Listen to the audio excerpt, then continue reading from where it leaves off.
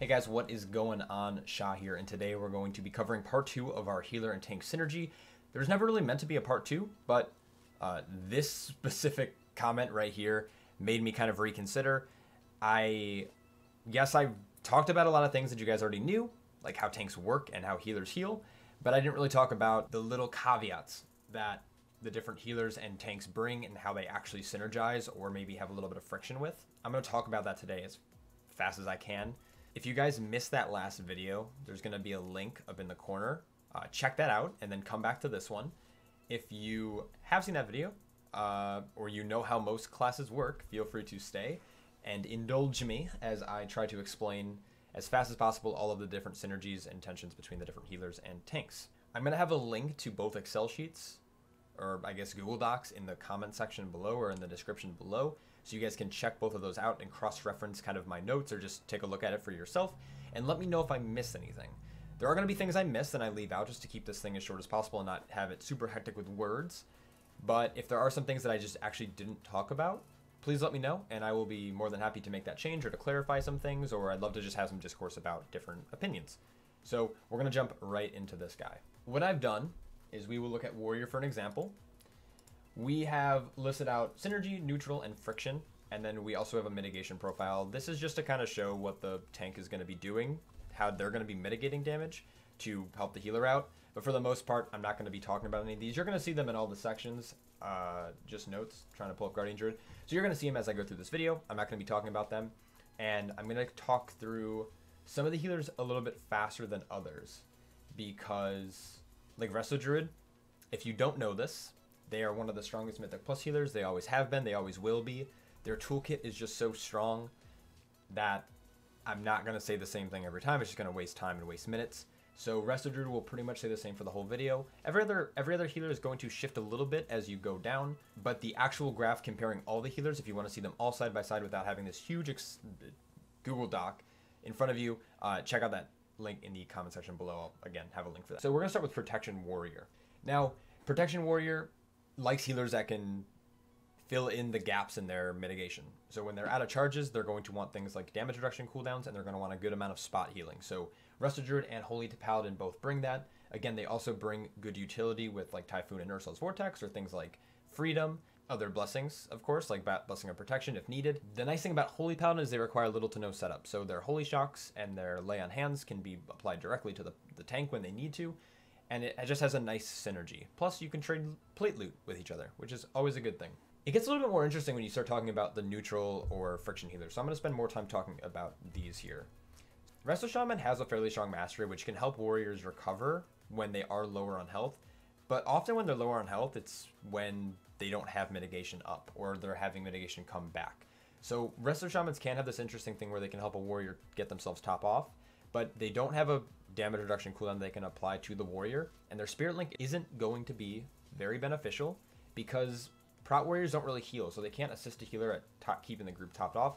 So unless you have other DPS in your group, which are also going to be providing some healing, the Prot warrior is going to have a hard time getting recovered through a link, so the Resto Shaman doesn't really bring any good cooldowns to help the warrior out. The only thing the Resto Shaman brings is really like Earth Elemental. Obviously having an additional kick is always good, and things like Earthbind Totem to help the warrior kite. The warrior sometimes will need to kite away, either through Intervene or through Heroic Leap, when their mitigation falls off, because they just need time for those to come up. And without having like Ineffable Truth and Corruptions, they no longer have that. Resto Shaman's still good, but it's not as good as Resto Druid and Paladin's going to be. Next we have Mistweaver. Mistweaver doesn't have a damage reduction cooldown, but a pseudo DR through Life Cocoon, which is always strong. Having a nice damage absorb can help alleviate some of the pain that the warrior is going to be taking. It kind of like loses it makes Ignore Pain lose its little bit of value that it does have, but having a strong DR to help the warrior recover from the downtime of their shield blocks is just going to be beneficial. And they also bring good utility like Ring of Peace, Leg Sweep, and all that fun stuff. The only downside of them is that they're going to be a melee healer, and having another player in melee is just a little bit worse. You'd rather have people in range. Mistweavers can play both, but if they want to be putting out any kind of decent damage, they need to be in melee. Lastly, we have Discipline Priests. Discipline Priests, I would almost put them in friction because of their lack of single target healing, but they do have pain suppression, which is good. They do have things like Power Word Shield, of course. They have Life Grip, which is pretty good utility, and they have a lot of other things in their toolkit as well. The only thing is that they need targets to hit, and they have pretty low single target healing, like I've already mentioned. But Disc Priest is in a spot where they're really good right now, at least on the beta, and they're probably going to be in at least the first season of BFA, in the first season of Shadowlands. So outside of not having really good single target healing, like they bring everything a warrior is probably going to want in a key. Lastly, we have the friction. The Holy Priest has a cooldown that amplifies the healing that the target's going to take, and so with warrior not doing a lot of healing, it's not as beneficial as a cooldown as it might be on a Guardian Druid or a Blood Death Knight or a Vengeance Demon Hunter. And outside of their holy words, so Holy Word Serenity and Holy Word Sanctify, they don't provide a lot. Like, their mastery is fairly weak in 5-man content, and like the only thing they really have going for them is good group healing, which isn't going to help the tank at all. So more often than not, just their way that they heal in keys is going to be bad, and you're going to see this across the board. They're gonna teeter between neutral and friction depending on the tank, but more often than not, I'm not going to spend too long talking about Holy Priest because it's a pretty well known fact that they're not strong in Mythic Plus. We now have Guardian Druid. This is my favorite tank to play, so I might spend a little bit more time here than I should, but that's a-okay. So Guardian Druids take a lot of damage at the start of pulls, so they're going to be looking for any kind of healer that can do good spike healing or like good burst healing without a lot of setup, or looking for damage reduction cooldowns. So again, Resto Druid with Iron Bark and just the way that Resto Druid works, really good healer. Pain Suppression and Hand of Sacrifice, very, very good. You also have Mistweavers, like the Pseudo DR with Life Cocoon is not horrible. And Spirit Link isn't great. It could be useful, like, if it's coordinated a little bit more. I think if the Guardian Druid's sturdy himself and they want to help the group recover, Spirit Link could be good. But Spirit Link should never be used as, like, a damage reduction cooldown on a Guardian Druid. It's just not a good idea. But they do have good healing capabilities, Guardians do. So their healing could actually help the Resto Shaman recover in a lot of situations. Paladin also brings, like, additional utility. So things like Blessing, like I've said, Blessings of Freedom, Sacrifice, Blessing of Protection can all be used. They have good on-demand healing, which helps for the spike damage that Guardian Druids are randomly going to take, both at the start of pull and during the pull. Guardian Druids, though, they start really weak, and as the pull goes on, they get sturdier and sturdier because they're able to generate rage, they're able to get iron for rolling, and they just feel really strong against physical damage, and rotating their cooldowns properly against magical damage makes them pretty sturdy. So essentially all you want as a Guardian Druid is something that's going to be able to burst heal you at the start of pull and keep you alive, and then after that, you're pretty much just like doing your own thing. So Holy Priest, the big change here, like that you might have noticed from, they moved from being a friction healer to being a neutral healer. They have their good spot healing when it's needed for a Guardian Druid. Like, while they don't have a DR, they're like Guardian, like Angel, Spirit of whatever it's called. Not Spirit of Redemption. That's their on-death cooldown. They have a cooldown that's going to increase the healing that they're taking, which can have good synergy with Frenzied Regen and Renewal and other sources that the Guardian Druid is going to be healing from. So in this case, they're pretty good, and they bring Life Grip and the other utility Disc Priest does. So Holy Priest isn't the worst thing. Guardian Druid, and there's one other tank that actually, one or two other tanks that actually pair pretty well with most healers. So if you're trying to pick a healer, like, obviously pick Resto Druid, but for the most part, like, your healer can actually play what they want to play, and it's not going to punish you as much as it would on like another tank, like Protection Warrior, like we just viewed. So for the most part, most of these healers actually perform pretty well. Again, though, like like I said, if you do have questions or if I missed something, I'd love to have the discourse in the comment section below. Next, we have Brewmaster Monk. Brewmaster's mitigation profile is pretty important to keep in mind here. They're taking most of their damage as a dot through the form of stagger, and you're never going to get one shot as a Brewmaster Monk. That's kind of like the big rule. As a Brewmaster Monk, if you get one shot, you're probably just playing the spec wrong. So classes that have potent healing over time is going to be very beneficial, and classes that rely on like heavy spot healing are going to be less, like, have less synergy with the Brewmaster Monk, just because of the way that they're taking damage. Nothing wrong with the healer necessarily, unless you're a Holy Priest, of course. So Mistweaver Holy Priest, just big single target healing, like overlapping kind of CCs.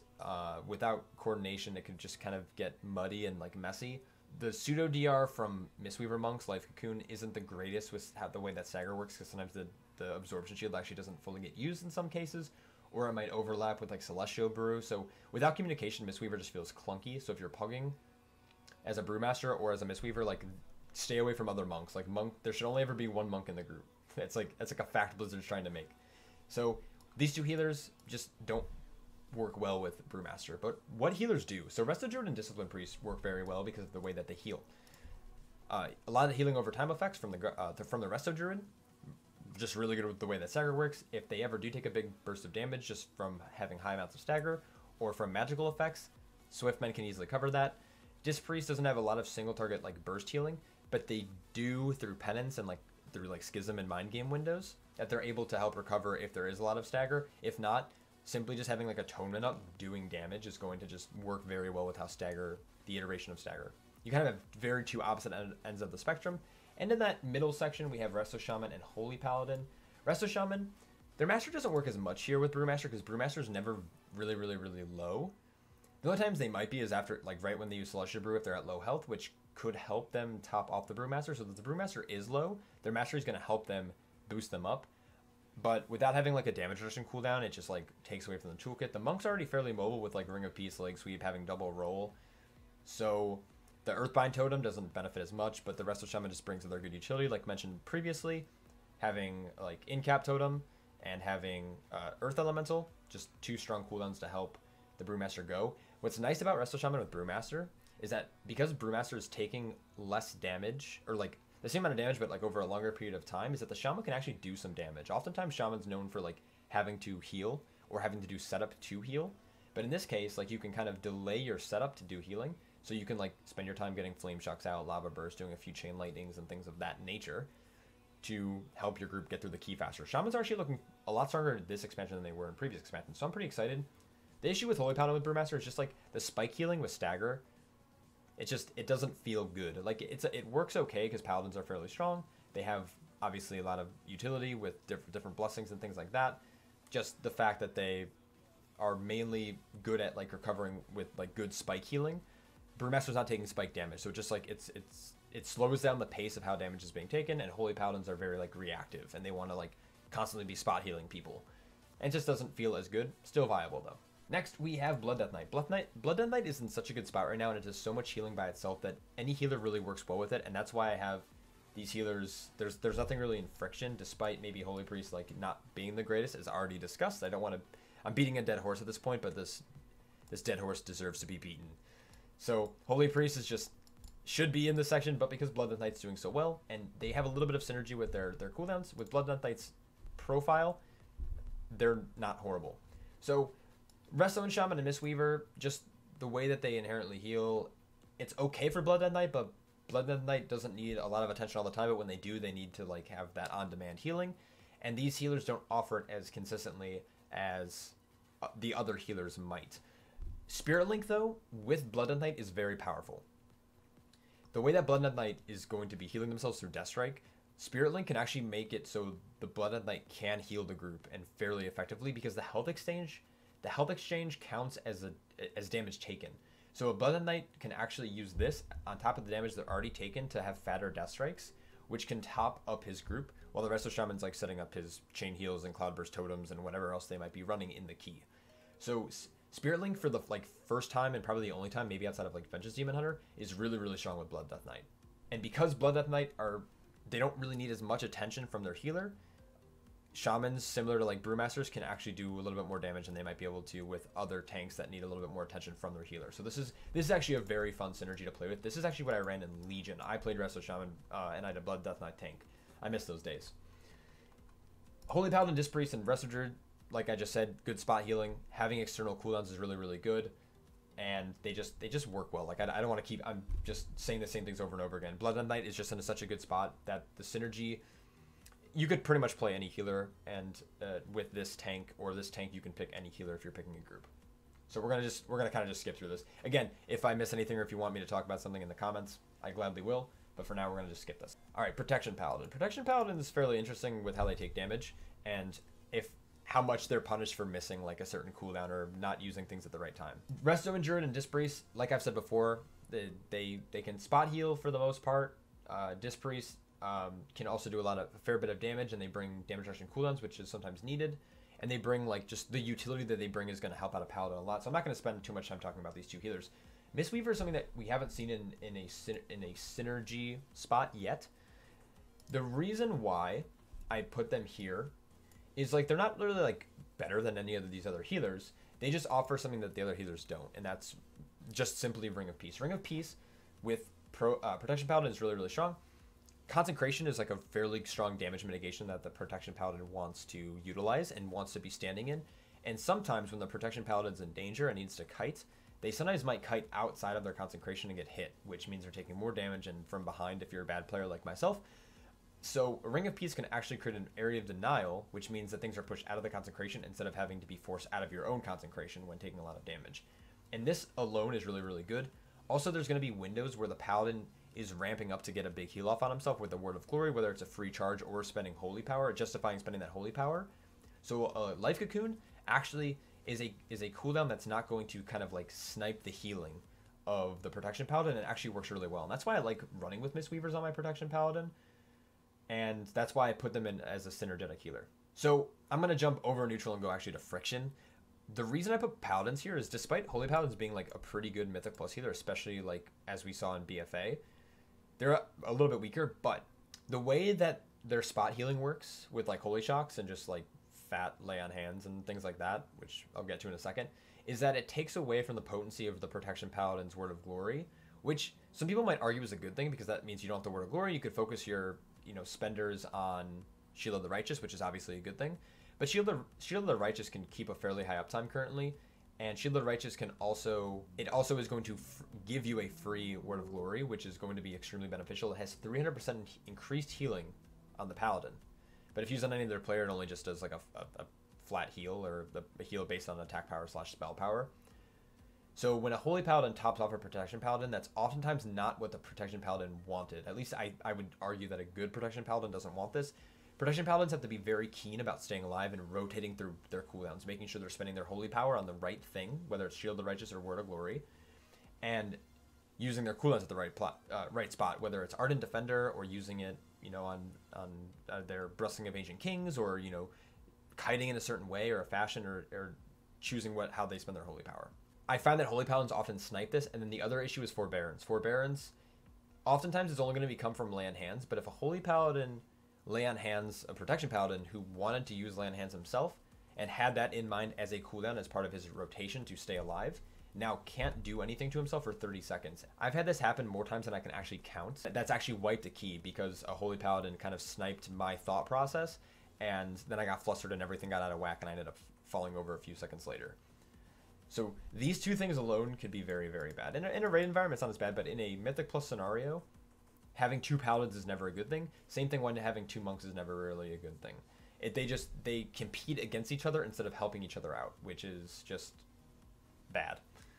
We're going to jump to the neutral. Holy Priest, quick recovery for that spike damage when they are low. While I did just make that argument for Holy Paladin, just Holy Priest can't do it as often. It's because it has to be with their Holy Word Serenity, and they don't necessarily have to use that on the tank. So just their healing in general, and then their cooldowns just benefit well because Protection Paladins can have good burst healing, so if it's coordinated properly, it can be executed properly.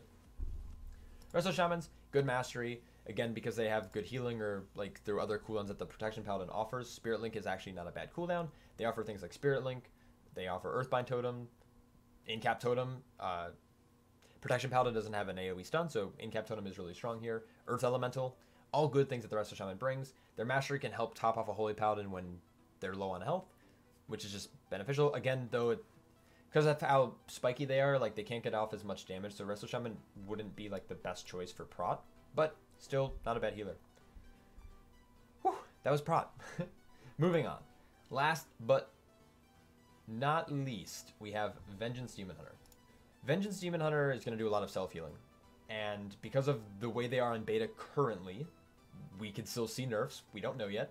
The way that they're performing currently, most healers work well. Similar to Blood DK and similar to Guardian Druid, is that there are better healers for them, but all healers can bring something that they're going to need and fill their toolkit. Vengeance Demon Hunter's toolkit is very, very small. If you look at your action bar and look at your spellbook, you don't have a lot of abilities. Because of this, almost anything that another class is going to bring to the key is going to benefit your toolkit.